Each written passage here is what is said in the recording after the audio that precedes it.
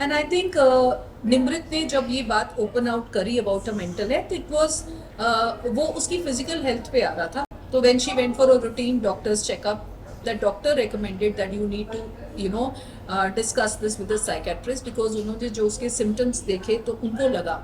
So it wasn't कि हमें लगा she is suffering from the mental health issue.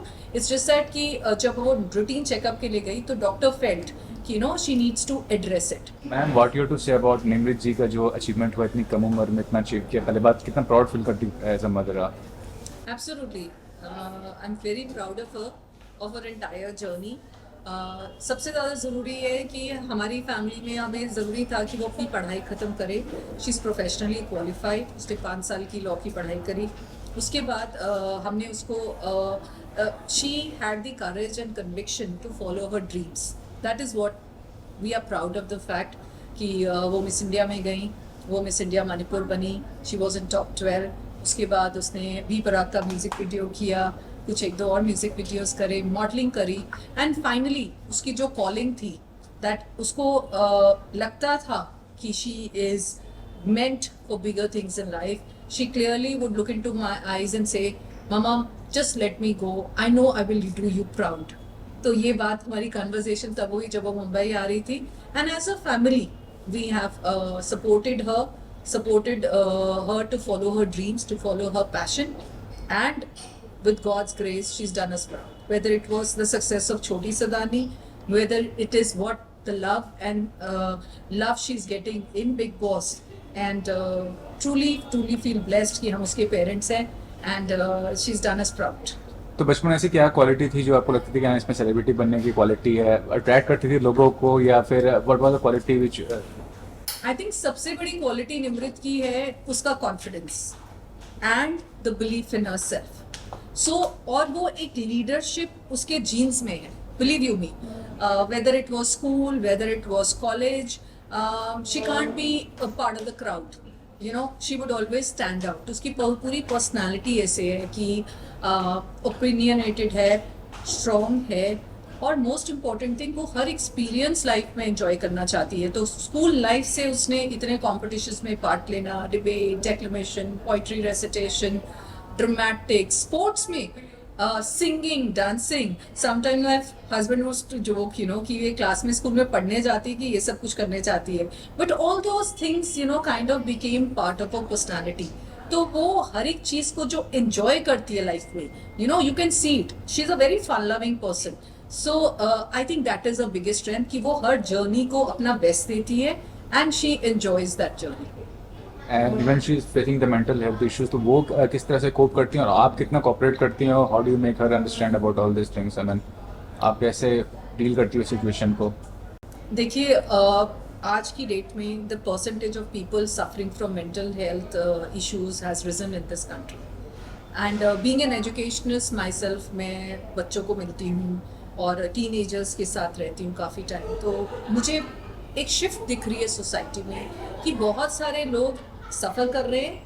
And I think this generation has the courage to address it. वो हमारी generation में नहीं था, where it use to be considered a taboo and nobody would talk about it. But आज की generation awareness कह लीजिए social media पे कि सब लोग उस चीज़ को एड्रेस कर रहे हैं. एंड आई थिंक निमृत ने जब ये बात ओपन आउट करी about a mental health, it was वो उसकी फिजिकल हेल्थ पे आ रहा था. तो when she went for a routine doctor's checkup, the doctor recommended that you need to discuss this with the psychiatrist, because उन्होंने जो उसके symptoms देखे तो उनको लगा. So it wasn't कि हमें लगा she is suffering from a mental health issue. It's just that कि जब वो routine checkup के लिए गई तो doctor felt कि she needs to address it. So but we have been as a family, we are a very progressive family. हमें नहीं लगता कि कुछ चीज़ को सच कहने में और एडमिट करने में एक करेज चाहिए. Despite the fact people will be judgmental, especially in this profession. But she was very clear. She's kind of, we have evolved with her. She was very clear कि अगर एक दीपिका पादुकोण जैसे एक्ट्रेस भी ओपन में आकर इस बात को एड्रेस कर सकती है, मूवीज बन रही है, और इसको हम अंडर द रैप्स क्यों रखें? और क्या पता मेरे बोलने से बहुत लोग इससे रिलेट करेंगे और ओपन में आएंगे. So as a family we have always supported her. एक जब सबसे ज्यादा जरूरी होता है, कोई एक इंसान चाहिए होता है जो आपको हियर आउट कर सके, right, and that's what I think उसको उस टाइम पे मिस कर रही थी जब वो कॉन्फेशन रूम में गए। उसको लगा कि you have to reach out to people to help you out. So she was being very honest कि मेरे को ये लग रहा है, क्लॉस्ट्रोफोबिक लग रहा है, and she reached out. That's the first thing which is required. So I'm very proud of her that she's handled it beautifully. And the best part is उसके कारण वो रुकी नहीं है, वो लाइफ में एक्सपेरिमेंट्स करती जा रही है, एक्सपीरियंसेस लेती जा रही है, काम करती जा रही है, because this is not a constant phase. ये फेज हर एक की लाइफ में कभी ना कभी आता है और you have to bounce back. That's what humanity is all about and that's what she is doing. So I am proud of her. Lastly asking, आप कितना फील करते हैं कितना स्ट्रॉन्ग कंटेंटर है विनर के लिए, और जितने भी और भी कंटेस्टेंट हैं उनमें से कौन आपको लगता है कि एक कंटेंटर के तौर पे एक विनर क्वालिटीज रखता है? देखिए, Nimrit definitely is a winner for me, not because she's my daughter, because I feel she's a wholesome package.